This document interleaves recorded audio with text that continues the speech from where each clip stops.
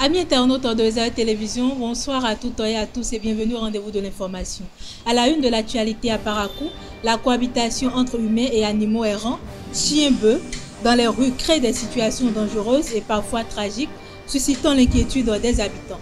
À l'international, Paul Biya officialise sa candidature pour un nouveau mandat à la tête du Cameroun avec l'élection présidentielle prévue le 12 octobre 2025, malgré les appels au changement.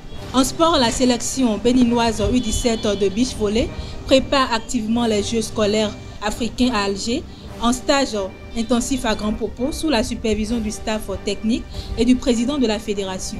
Restez avec moi pour la suite.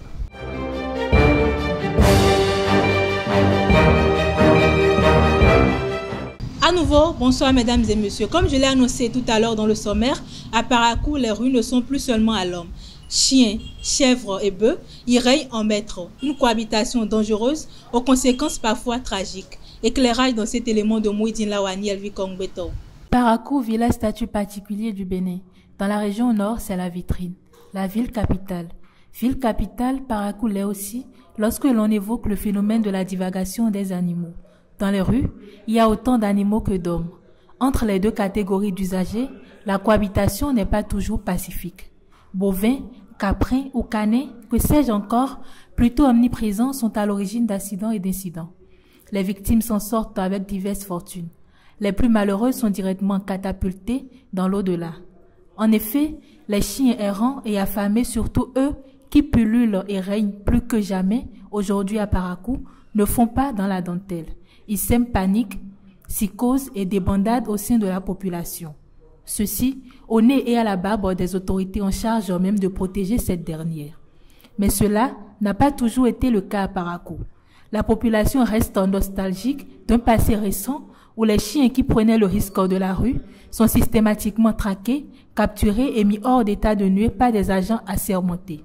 Ceci pour la sécurité et la protection de la vie, combien précieuse du citoyen. Mais que s'est-il entre-temps passé? Tout porte à croire qu'aujourd'hui, cette même vie à Parakou n'a plus la même valeur. La commune de Ndali a accueilli le 16 juillet 2025 à Parakou un atelier de prévalidation du rapport diagnostic de son offre territoriale.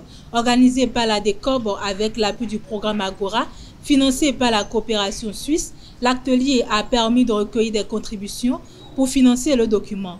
L'objectif est de mettre en place un guichet de territoire pour valoriser les potentialités économiques locales. Le maire Daouda Sakamere a salué l'initiative et promis la budgétisation des actions phares dès 2026. AICR Bénin applaudit l'adoption par le gouvernement de la politique nationale de développement des énergies renouvelables 2025-2030. L'association y voit un tournant majeur vers l'accès universel à une énergie propre et durable. Elle salue aussi le nouveau code de l'électricité et la réforme de l'enseignement technique, jugée favorable à la transition énergétique.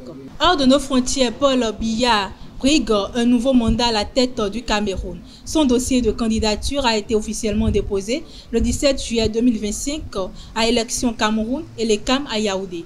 Soutenu par son parti, le RDPC, le chef de l'État, en poste depuis 43 ans, devient le 8e candidat enregistré pour le scrutin présidentiel prévu le 12 octobre. Malgré les appels au changement, Paul Biya affirme sa détermination à continuer de servir les Camerounais.